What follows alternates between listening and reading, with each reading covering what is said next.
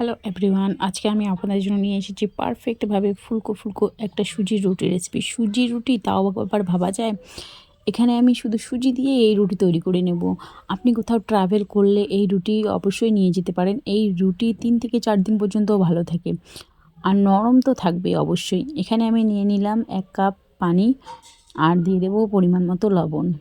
লবণ আর পানিকে একসঙ্গে ভালো করে মিশিয়ে নিয়ে বলক আসা পর্যন্ত অপেক্ষা করব। যখন দেখবেন যে পানিতে বলক চলে এসেছে সেই পর্যায়ে কী করতে হবে, এখানে হাফ কাপ সুজি দিতে হবে। হাফ কাপ সুজি দিতে হবে, কারণ এখানে আমি পানি নিয়ে নিয়েছি ১ কাপ। যতটা সুজি নেবেন তার ডবল এখানে পানি ব্যবহার করবেন। আর সুজি দেওয়ার পরপরই গ্যাসের ফ্লেমটাকে একদম লোয়ে করে আপনাকে এটাকে অনবরত নেড়ে নিতে হবে। নাড়তে নাড়তে যখন দেখবেন যে এটা একেবারে ডোয়ে পরিণত হয়ে গেছে, রুটির মতো বা আটার মতো যে আমরা ডোটা রেডি করি সেরকম হয়ে গেছে, একদম কড়াই ছেড়ে উঠে আসতেছে, সেই পর্যায়ে আপনাকে এই ডোটা একটা থালায় ট্রান্সফার করে নিতে হবে। আমি এখানে একটা স্টিলের থালা নিয়ে নিয়েছি, আপনি চাইলে যে কোনো থালায় বা চপিং বোর্ডেও এটা ঢেলে নিতে পারেন। তো আমি এখানে থালায় নিয়ে নেওয়ার পর এটাকে কি করছি, এখানে স্প্যাচুলার সাহায্যে ছড়িয়ে দিয়েছি। ছড়িয়ে দেওয়া হয়ে গেলে এটাকে রেস্টে রেখে দেবো 2 থেকে 3 মিনিটের জন্য। 2-3 মিনিট পর এখানে আমি নিয়ে নিয়েছি হাফ কাপ ময়দা। অবশ্যই এখানে ময়দা ব্যবহার করবেন। ময়দার সঙ্গে কী করব, সুজির ডোটাকে ভালো করে মিশিয়ে নেব। যতক্ষণ অবধি না সুজির মধ্যে যে একটা ভেজা ভাব আছে সেটা না কাটতেছে, ততক্ষণ অবধি সুজির সঙ্গে ময়দাটা মিশিয়ে নিতে হবে। এদিকে আমি সুজির ডোটাকে ভালো করে ময়দার সঙ্গে মিশিয়ে নিয়ে একটা পারফেক্ট ডোয়ে পরিণত করে নিয়ে নিয়েছি।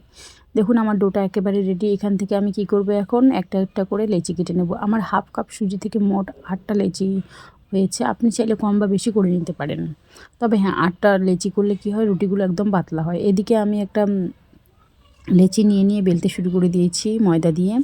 তো ময়দা দিয়ে অবশ্যই একটু ময়দা বেশি করে দিয়ে বেলতে হবে, যেহেতু এটা সুজির আঠালো হয়তো থাকতে পারে।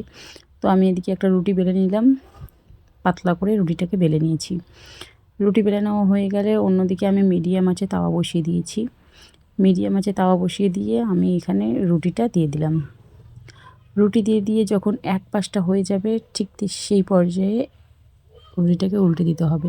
আর হ্যাঁ, আমার রেসিপি যদি আপনাদের একটু ভালো লেগে থাকে তাহলে আমার চ্যানেলটিকে লাইক দিয়ে সাবস্ক্রাইব করে পাশে থাকার অনুরোধ রইল।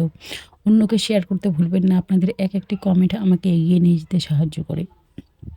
তো এদিকে আমার রুটিটা দেখুন আরও এক পাশে হয়ে গেছে, আমি উল্টে দিলাম। উল্টে দেওয়া মাত্র ফুলতে শুরু করেছে, দেখুন একেবারে বলের মতো লুচির মতো ফুলতেছে। তো একে একে আমি সবগুলো রুটি এদিকে বানিয়ে নিয়েছি। এই রুটিটা খেতে এতটা নরম হয় যে কেউ বিশ্বাসই করবে না যে এটা আপনি সুজি দিয়ে বানিয়েছেন। অবশ্যই না বিশ্বাস করার কথাই, কারণ সুজি দিয়ে রুটি তাও আবার ভাবা যায়। তো একে একে আমি সবগুলো রুটি তৈরি করে নিয়েছি। দেখুন রুটিগুলো দেখেই বোঝা যাচ্ছে কতটা ফুলকো এবং নরম তুলতুলে হয়েছে। আমার রুটিগুলো এদিকে একেবারে রেডি হয়ে গেছে। আপনি চাইলে হাফ কাপের জায়গায় 1 কাপ সুজি নিয়েও বেশি করে বানিয়ে সংরক্ষণ করে দিতে পারেন। 2 থেকে 3 দিন আরামে চলে যাবে। এদিকে আমি আপনাদের একটা রুটি দেখাচ্ছি, দেখুন কতটা নরম তুলতুলে হয়েছে। দেখে কেউ বুঝতেই পারবে না যে আপনি এটা সুজি দিয়ে তৈরি করেছেন। আর একটা রুটি ছিঁড়ে দেখাচ্ছি, দেখুন রুটির ভেতরটা একেবারে ফাঁপা হয়েছে, দেখেই বোঝা যাচ্ছে। দেখুন, দেখা হবে আরও কোনো নতুন রেসিপিতে। ভালো থাকবেন, সুস্থ থাকবেন। আল্লাহ হাফেজ।